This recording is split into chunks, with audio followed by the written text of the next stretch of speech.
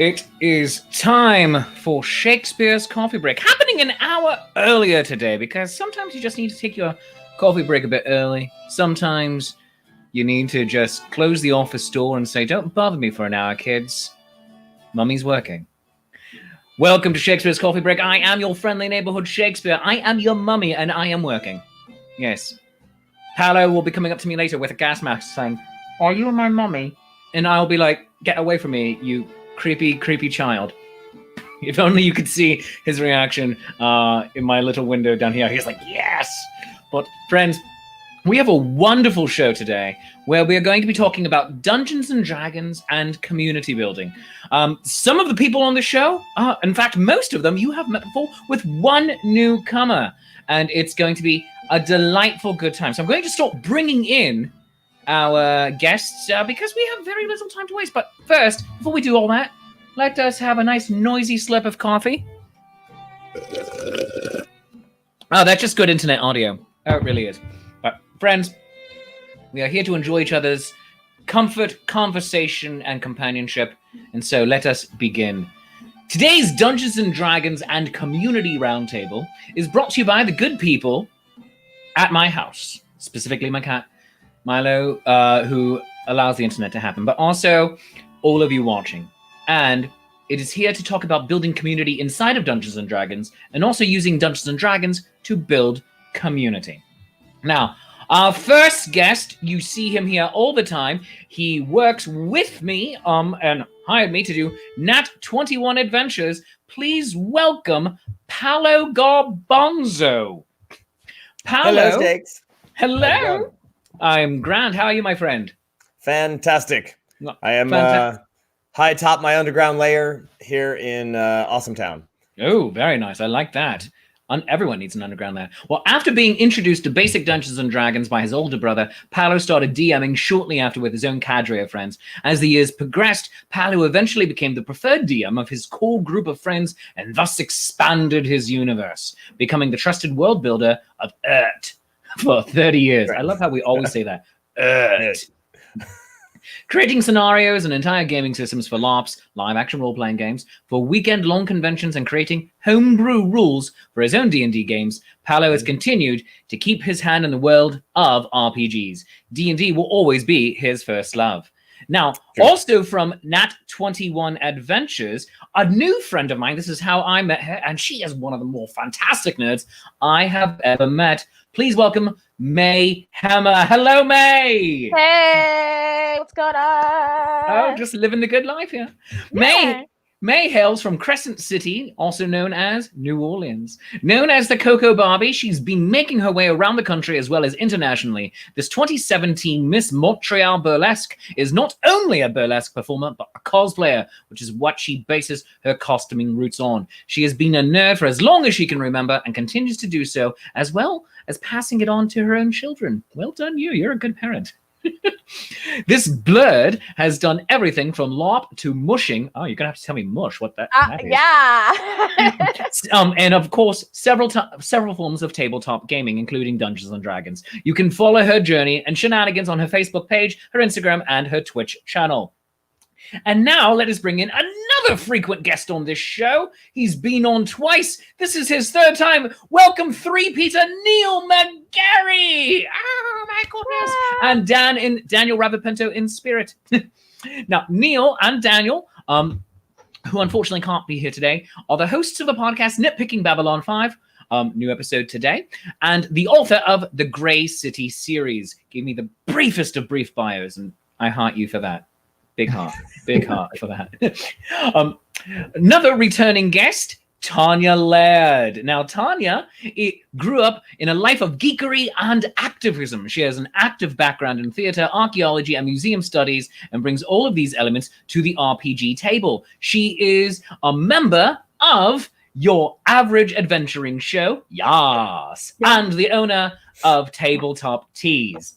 And now, our final member of our panel today is a brand new friend of mine. We met approximately 18 minutes ago, possibly less. I don't know. I don't do math. Please welcome to the table, Sarah Jacobs. Sarah has been playing geeky games since she was a wee one. Any Hero Quest fans out there? She wants to know? Yes. Paolo is just very happy about everything. The best part about Hero Quest is the broadsword. But she began seriously diving into RPGs with the release of Baldur's Gate in 1998.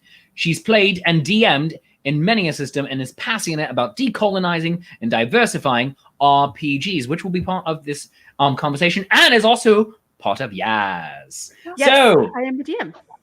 So, friends, welcome to the D&D Roundtable. And let me just get this out here.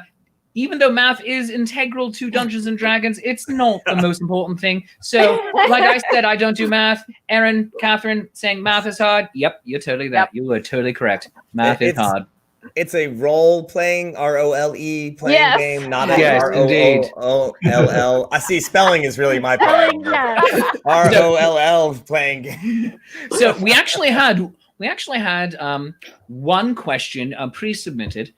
This comes from Susan. So this is open to the entire table. Anyone who wishes to go.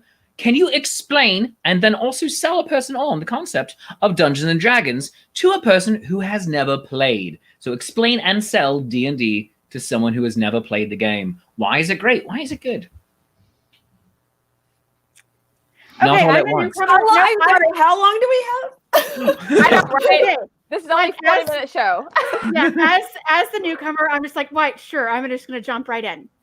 Hi, everyone. Sarah. I'm the DM for YAS. And it stands for your average adventuring show.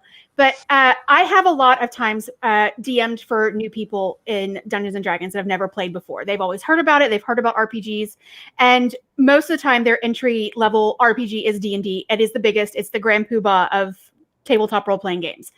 But for people who don't really know what Dungeons and Dragons is, I'm going to use the example of my mother, who first played D&D with me and my brother and a few friends a few years ago when she was like 6. She just turned 60. So explaining D&D to people I just try to explain it as like collaborative storytelling, that you sit down at a table with some friends or new friends or strangers, or if you're doing Adventurers League or whatever the thing is, and you sit down and you have a few parameters that the rules are their skeleton. That's the skeleton of D&D. And then you add the meat, you add the tendons, you add the skin and the organs and all of that stuff. And you sit around in a table or virtually now because of quarantine. And you tell a story and you get to improv. You get to be somebody else. You get to explore things you could never get to explore in the real world, like fighting a dragon, or maybe befriending a dragon, or, you know, being a dragon. Sure. Any of those Marrying things. a dragon. No. Yes. Stories. Befighting a dragon? Befighting a dragon. Befighting. Yes, befighting. So that's the adopting a dragon. You can adopt a dragon. Is explaining it as collaborative storytelling, which kind of gets people who aren't interested in the combat system into the idea of sitting down and playing an RPG. So, you know, I always love to bring up the history of things. Piggyback. Yeah, I'm going to piggyback. And my thing is always to talk about the history. So Dungeons and Dragons came out of tabletop war games, which originally started, I think, in the 18th century. But they really took off in the later 19th century. And at that time, while there was a handful of women in particular who played, it was almost entirely a male hobby. And so when Gary Gygax and his crew started looking at a different way to do this tabletop combat, they were still largely thinking about it being a combat system and adding a storytelling layer on top of it. And Gary Gygax very famously, you know, said that he would start writing for women when women started playing, because everybody assumed that it was not going to be something that women would want, because historically they hadn't gravitated towards these tabletop combat games. But something about the D&D system, which of course inspired many, many more tabletop RPGs, has really inspired more people to come to the table, not just women. And I think a large part of that is the storytelling, because in collaborative storytelling, you can center things that are important to you. Sarah and I are really big on collaborative world building, where all the players are having input in their worlds. And this gives people a lot of creativity and ownership. Yeah, absolutely. And I think that's a big draw. Mm-hmm. Does that work for the other three of you? All of those together? Oh, yeah. Are we good? I would say that it's collaborative storytelling, and then also, you are building this world and building an imagination, and yeah. So yes, I'm just gonna but trying to explain it or sell it to somebody who's never played that sort of game, though, is you're like, well, what other games do they play? Do you play pretend? All right, let's play pretend where you're a hero, a heroine, whatever, and you can go forth and do really, really incredible things. So it's storytelling, but also playing pretend, because you get to be that character. Exactly. Yes. Yep. Mm-hmm. I was a mud player, May. Oh yeah, I do mudding and mushing still because I'm a dork. I actually was a head programmer for LPC for a while, nice. And it was in cyberpunk and stuff. And I think a lot of people who played those earliest online games, which were muds, moos, mushes, right? That. You're muted. Okay. What is a mush? You're muted. But what is a mush? I had to go yell at my cat. He ran outside. What is a mush? So like mush stands for, I've heard two different things over the years. Multi-user shared habitat, or me and my friends jokingly called it a multi-user shared hallucination. Yeah. But it's all text-based. So you literally have a client, a program where, and I actually have mine still up from last night, but like you pull it up and it's all text-based, and you have a format. So like a few of them I play are World of Darkness, which is BTM, Vampire the Masquerade, and introduces like wolves and vampires and mage and all that stuff. And it's the same concept. There's a combat system, but it's all about being quick on your feet, thinking quick, and it's just like a real world because there are consequences, and the character. What is it? In-character actions equals in-character consequences. So you can do stuff and be dumb all you want, just like in D&D. But storytellers will usually bring the hammer down if you're going around saying, drinking the blood of 20 people on live television. I mean, something's gonna be fire on. Okay, that is a major masquerade breaking. That's a huge masquerade break. But there's all kinds of stuff. There's intrigue. There's if you're into romance stuff, there's romance options. There's murder, killing, and bad guys. There's the mafia. Like you can literally be anything, any and everything. Of course, there's boundaries, but because of just like the games, but you can literally do anything, be anything. It's all text-based. That is where grammar does come into play. I ain't gonna lie. I do turn into a grammar Nazi sometimes because I'm like, bro, I can't even understand what you're typing right now. But but it's like, it's the same concept, except you got to type and be quick and not take 40 minutes to post a comment or a pose in a scene. Yeah. But it was sort of the earliest. Out of that came basically a whole lot of the massively multi-player online games that we have now. And so that's where a lot of people have spent at least part of their gaming lives. And that's the hook, like Paolo's saying, like you hook them in by saying it's like that, but you're getting to sit at a table with friends and you get to have even like more control over the world than you're having, in those games where the coding is very based. Yeah. Right. So, I keep muting myself just so you don't hear me typing to people in the comments and the margins. So, what is the best way to, because we're skirting the edges now, what is the best way to inject community into a tabletop game? Even if it's Pathfinder, will you have to check your crit? Speaking of math, like there's a reason Pathfinder is not my favorite. I'm like, oh, that's crunchy. It's just so crunchy. Yeah, it's too many number crunch for me too. Yeah, I'm like nope. But also, I remember 3. I survived the days of Thaco. Yeah, I was like, I remember Thaco, we liked it. No, in we my did not day, like it. We had Thaco and we did not like it. I'm going to argue that point.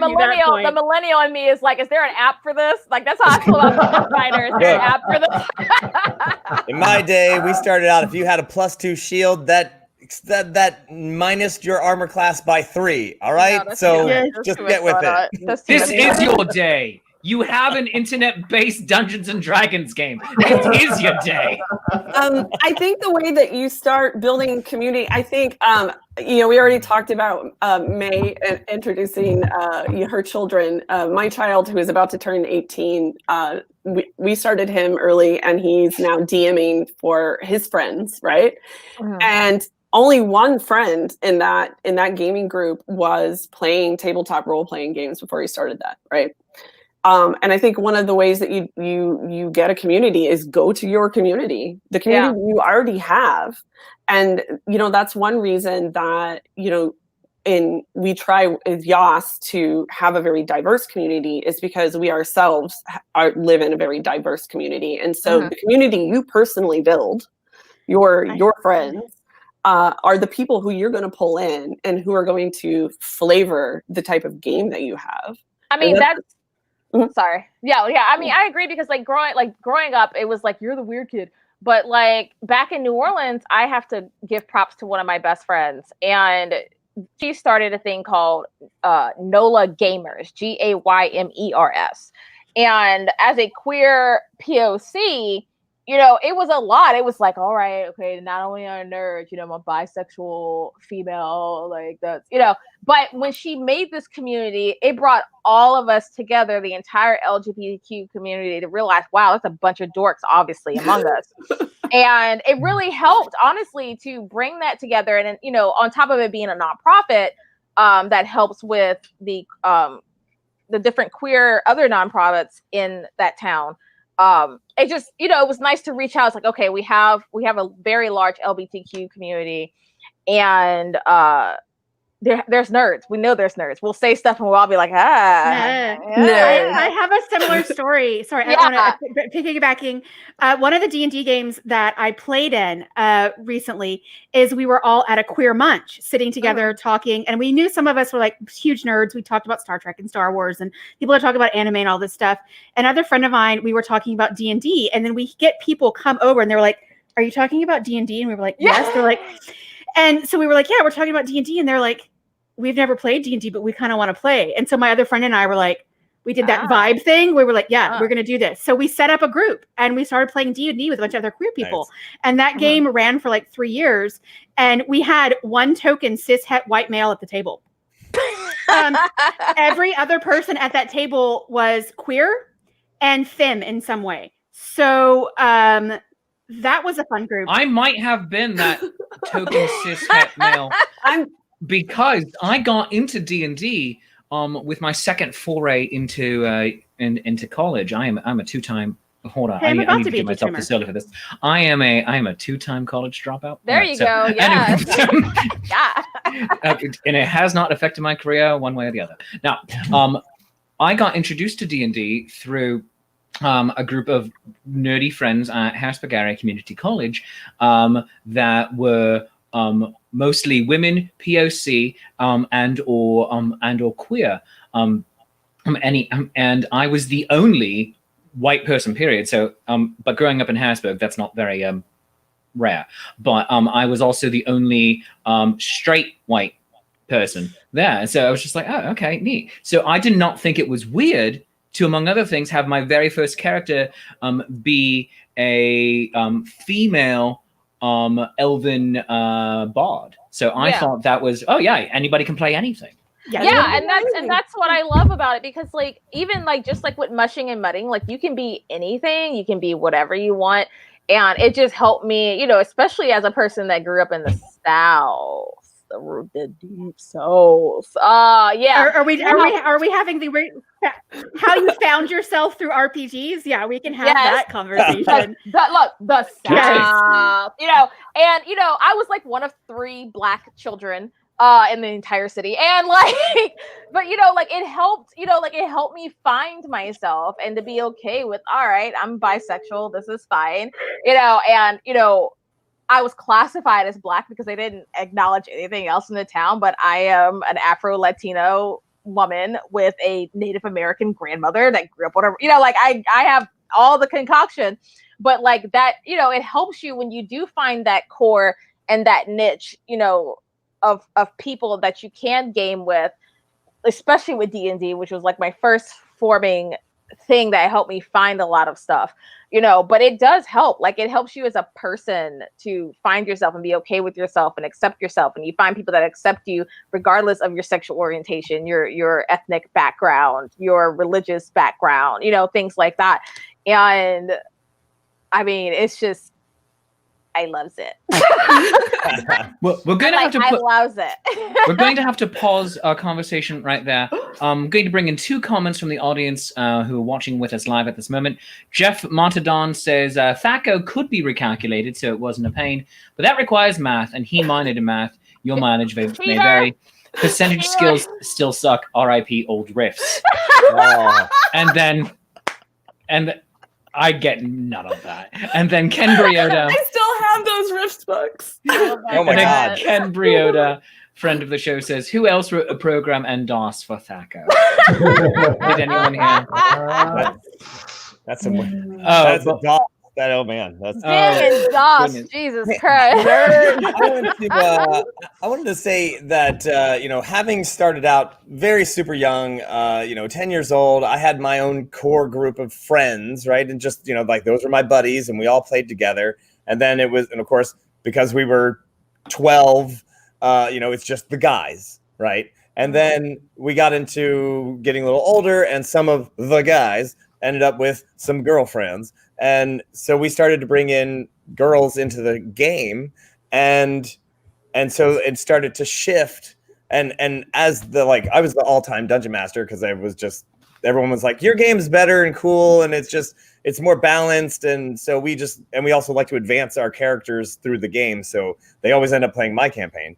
And as I felt the shift, and so even though, sure, you went from a bunch of young teenage boys to mostly teenage boys and a couple of teenage girls, and then, you know, you're like, well, wait, instead of just, you know, a lot, because those guys would have just literally played with a long tunnel with monster after monster and just literally just be like, fight, and we don't really care about a story. And then it was like, well, your characters are starting to like influence greater things. And not to say that I just turned it into an entire soap opera, but I didn't not turn it into a soap opera. and so to appeal to more people, you know, we started throwing in like a little bit of history of this place or that place, and there was a little more storytelling in the I stab them, you know. It's like, how right, you know, and so there's a little bit more story. You stab them? Why is your motivation? What's it really going to get you aside from experience points? And and eventually, yeah, so all that too. And eventually my group actually ended up, by the time I was in college, it was mostly women, and I didn't know that was such a rare thing until later, when people were like, wait, you had women in your game? That's amazing. And I was like, did you try? I mean, you know, there you go. Did you try? True. It's real true. Like even when they started because I'm definitely a console gamer, and I won't forget when Halo went online, y'all. And it was like with your microphone sets, and I was the only chick in my group because I grew up. My dad's a Marine. I was like one of the guys, but I was still a girl. Mm-hmm. They used girl term. That was pretty rough.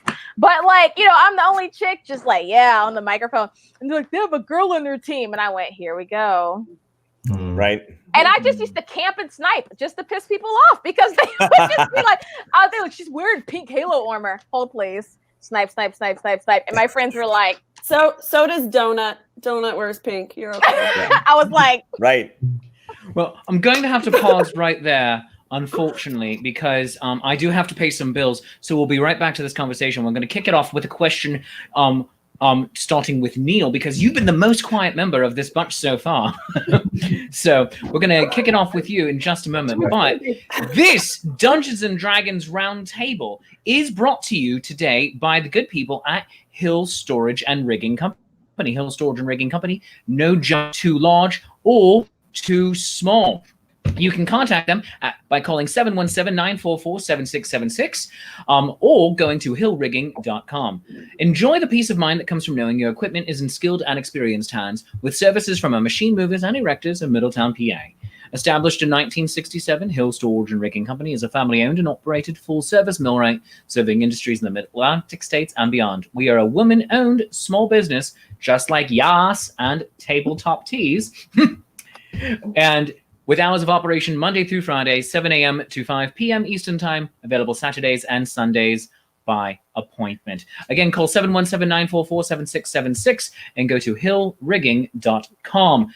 Hill Storage and Rigging Company, no job too large or too small. Special thanks to them for being the sponsor of the show. And if you'd like to become a sponsor of Shakespeare's Coffee Break, you can email me, shakespeare@shakespeareapproves.com. And we're going to need to go back to Mayhem right now because she has a cat.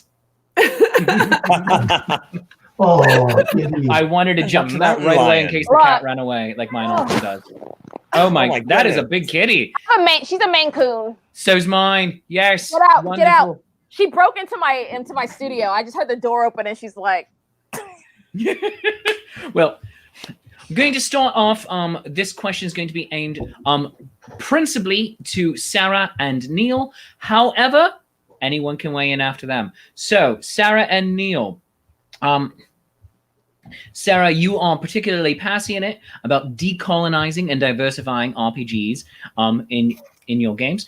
And Neil, you've talked about in the past when you were here to talk about diversity in fantasy and science fiction of why do goblins or orcs have to be the villains? From a racial concept, why do you need racial villains in fantasy? And you see that really addressed also in current sci-fi properties such as Star Trek Discovery and Star Trek Lower Decks. By the way, go watch them on CBS All Access. This isn't an ad. Okay. I'm just a fan. So Neil, I'm a Star Trek fan. Like, if you wanted to talk about Star Trek for 5 hours, I would be there. I invite you to come back for my other show. This was us on the other thing. We were like, I know this is a nerd thing, but we're just gonna talk about Star Trek for the next 20 minutes. Oh my god! I've run Star Trek Adventures before, so I'm like, oh my god, I love it.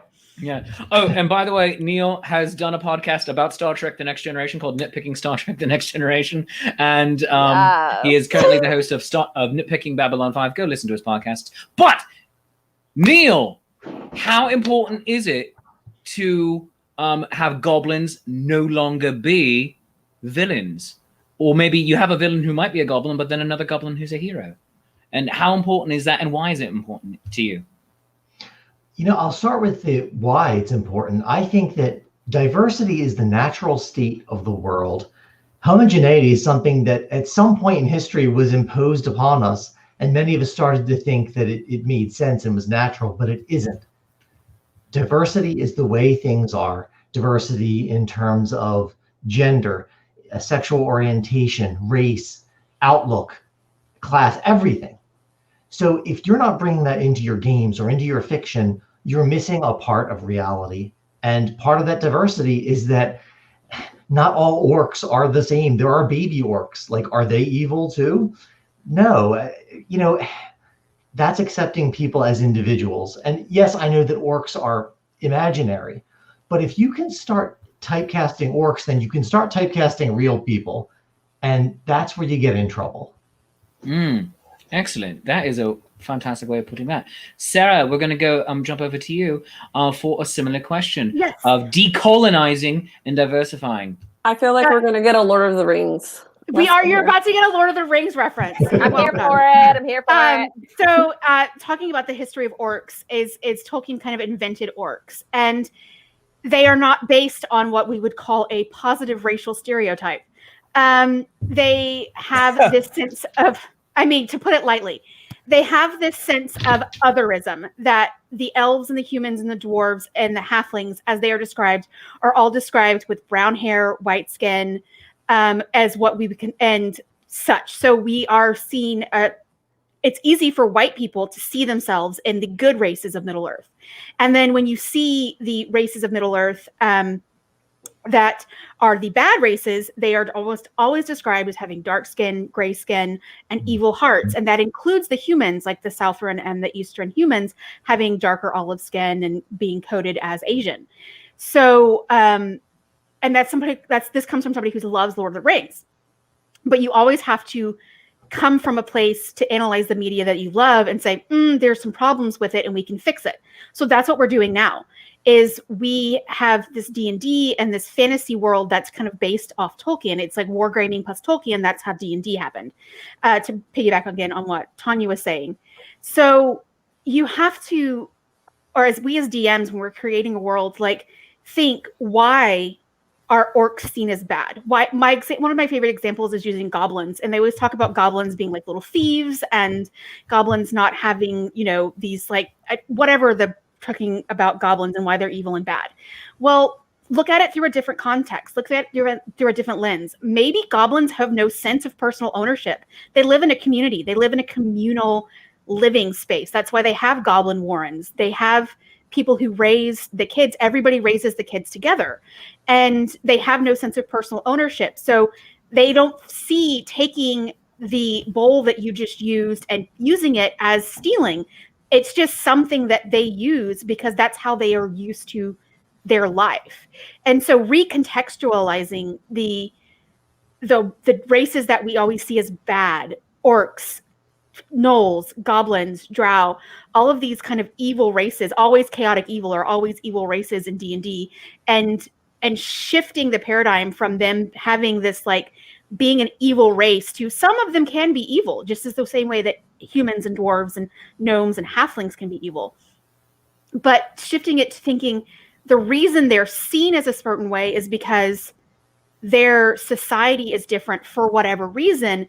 And the way it's interpreted by elves and humans and stuff that live on the surface is that's how you get secondhand and thirdhand knowledge, and that's why they're seen as evil.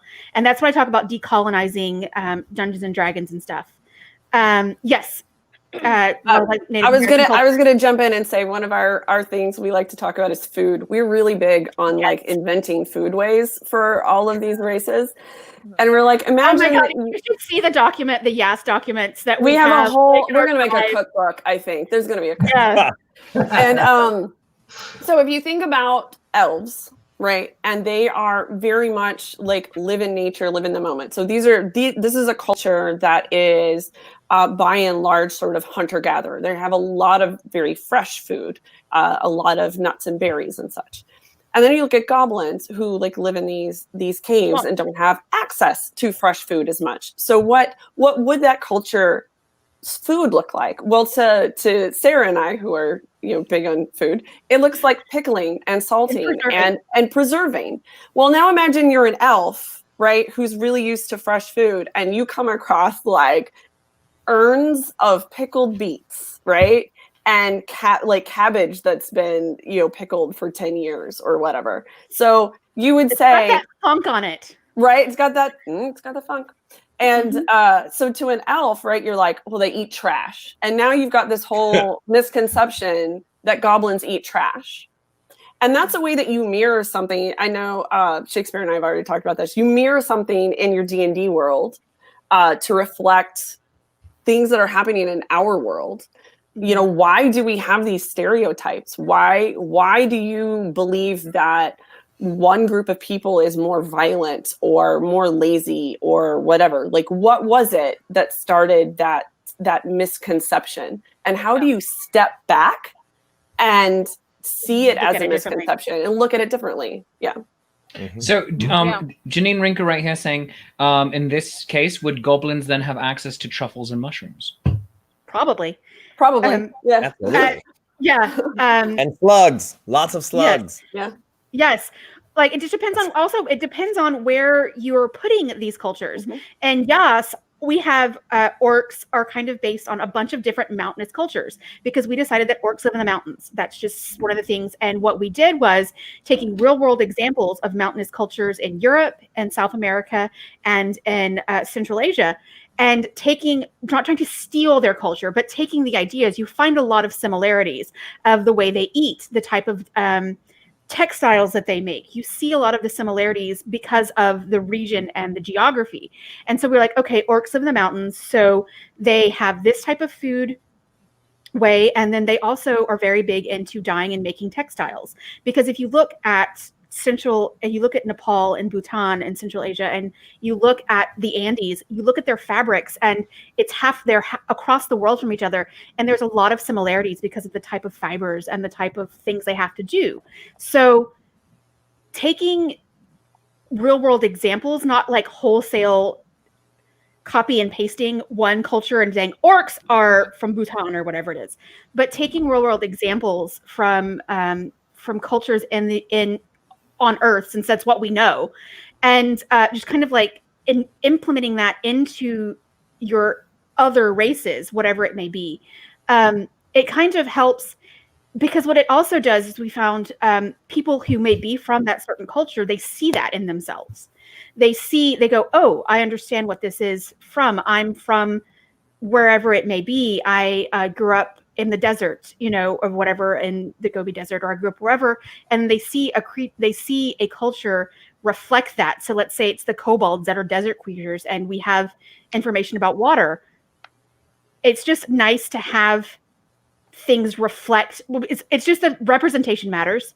Goes back to representation matters. Absolutely. And mirroring, like Tanya was saying, mirroring the positive aspects of cultures that are in the worlds in your RPG, it really hurts no one, and it helps so many people.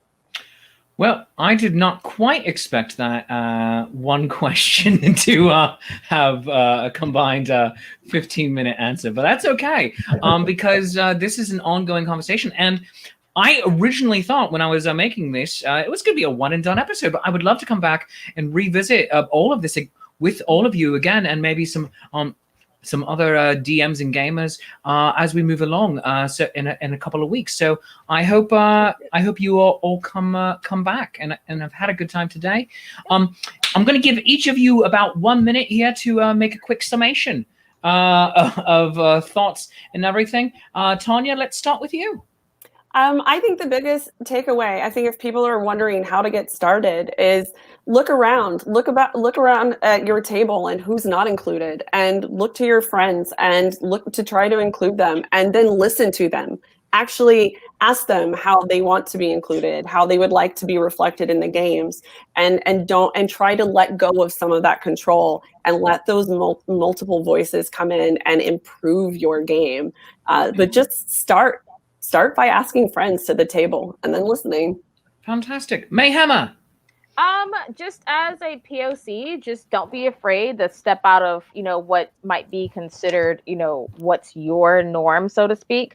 Embrace it, and just make yourself known and let others know, like, hey, I'm here. I would like to play. And also as a queer person, I'm here. I'm queer. I'm ready to play. And yeah, just go for it. Don't be afraid. Like, growing up, now that I'm in my 30s, like, I wish I did things different, but just go for it. Seek out that community, and you never know, and you'll more than likely be welcomed with open arms. Fantastic. Paolo Garbanzo. I would have to say that the biggest change and the best change that I've seen from the gaming world for playing for 30 years is that if you want to get into this game, the game store, hopefully you have one nearby, somewhere near you. When I was 14, it was 98% white guys and not really up for outsiders. And the last time I walked into the game shop, it was people of all ages, races, sexual orientation, and everyone just happy to be part of a community, to sit down, play a game. And there was so many people there. So I encourage everybody to come on into the game shop. They usually have some games running, and sit down at a table and say hi, introduce yourself, build that community, because it's not just the people that you know, it's the people that you don't know that that want to come in and play. So that's what I'd say. Fantastic. Sarah Jacobs. I completely forgot to add something in my bio talking about diversity. I run a group here in Austin called Austin Inclusive Role Players. So it's on Facebook. I'll put some information in the comments. But one thing I always say is gaming is for everybody. It's like I just talked about my mom. She started playing D&D about 3 years ago when she was 60. And then I've also DM'd for a 6-year-old. So no age, no race. Gaming doesn't have these limitations. Well, no matter what your neurodiversity, your physical ability, whatever it is, gaming is for you. And like everybody was saying, try to find your niche, find your group, and find your friendly local game store and see if they have signups. Or the internet is a great place, you guys. It's terrible, but it's also amazing for finding groups. I'm just going to throw that out there. Terrific. Neil McGarry. I would say that there's a long history in science fiction of questioning the status quo, and that should not be limited to science fiction. It should come into fantasy. So challenge yourself, challenge the things you believe, challenge the people around you. That's how you grow, and that's how you include people. Great points all. And I do hope we get to continue and expand on this conversation in future dates. So let's talk offline and get something on our calendar. But I'd like to thank all of my guests. Paolo Garbanzo, host, DM of Nat21 Adventures, Tuesday nights at 8 p.m. Find it on Facebook and Twitch. Tanya Laird, host of Tabletop owner of Tabletop Tees and a player on Yaz. Check out Tabletop Tees and tabletoptees.com. May Hemmer, cosplayer, gamer, and burlesque performer. Learn more at mayhemmer.com. Neil McGarry, along with Daniel Ravipinto, who can't be here. He's here in spirit today. He's the host of the podcast Nitpicking Babylon 5 and the author of Grey City series. Learn more at peccable.com. That's PECC.com. And Sarah Jacobs, she's a passionate decolonizer and diversifier of RPGs, and she's the DM of Your Average Adventuring Show. Watch Yaz on YouTube at the very long link I threw into the comments as well. Yeah, sorry about that, you guys. And friends, thank you so very much. We're going to do this again. Meanwhile, friends, thanks so very much for watching Shakespeare's Shameless Self. That's the Friday show. Shakespeare's Coffee Break. I'm your friendly neighborhood Shakespeare. If you enjoy the show, please support the show by buying me a cup of coffee. Go to coffee.com/Shakespeare. It's ko-fi.com/Shakespeare. Become my patron on Patreon. Become a Patreon of the arts. Patreon.com/Shakespeare. But friends, thank you so much for joining us here today. I love you. You love me. There is mutual glorious affection. Until next time. Bye.